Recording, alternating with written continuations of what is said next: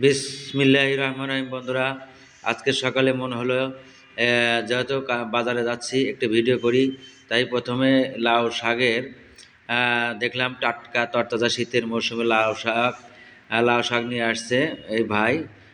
লাউ শাক দেখলাম, পরে আবার গোস্তের দোকানে গিয়ে গোস্ত দামাদামি করলাম। গোস্ত দেখে মনে হলো গোস্তগুলো খুব ভালো।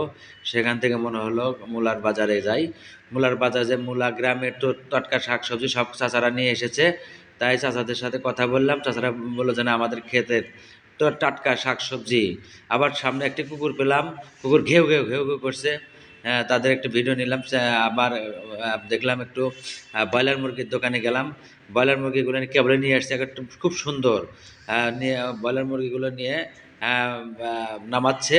দেখলাম, ওখান থেকে মনে হলো যে একটু টমেটো কিনবো। টমেটো খোঁজার জন্য আরেকটি কাঁচার তরকারির দোকানে গেলাম।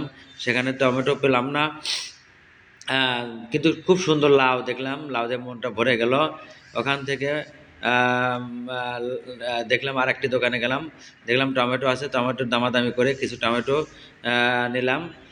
নিয়ে ওখান থেকে দেখলাম একটু দেশি মূলা কিনবো। তো লাল মূলাগুলা খুব সুন্দর, লাল শাকও সুন্দর দেখলাম। ওখানটা নিয়ে আবার লাউ শাকের গাড়ি এলাকায় যাইতে দেখি লাউ শাক চলে যাচ্ছে, দাঁড় করাইলাম। ওখান থেকে আপনার ব্রয়লারের দোকানে গিয়ে একটা ব্রয়লার কিনে ড্রেসিং করালাম। ড্রেসিং করিয়ে ওখান থেকে আবার আরেকটি কাঁচা বাজার থেকে শশা কিনবো। যাই এখানে দেখি যে শশা আছে কিনা দেখার জন্য গেলাম, তা দেখি শশা নাই। ওখান থেকে আরেকটি দোকানে যাওয়ার জন্য রওনা দিচ্ছি, তাই শশা নাই। পরে আবার ওই যে গোস্তের দোকানে জিন্না ভাই, কাঠের বলে সবচেয়ে বড় দোকান, গোস্তের দোকানদার জিন্না ভাই আমাকে ডাক দিল যে এই ভাই, তুমি তো আমার কাছে আর আসো না, গোস্ত নেও না। তাই আমি বললাম যে তুমি খালি বড় বড় গরু জব করো, গোস্ত শক্ত হয়, এই জন্য তোমার কাছে আর আসি না। জিন্না ভাই বললো যে ঠিক আছে, আমার কাছে এখন ছোট ছোট গরু জব করা হয়, তুমি এসে আমার কাছে গোস্ত নিও। তা আমি বললাম, যে অবস্থা দেশের, টাকা পয়সায় তো ইনকাম কম, আমরা তো আর গোস্ত খেতে পারি না। কয় না, তুমি আইসো, যতটুকু পারো নিও নি।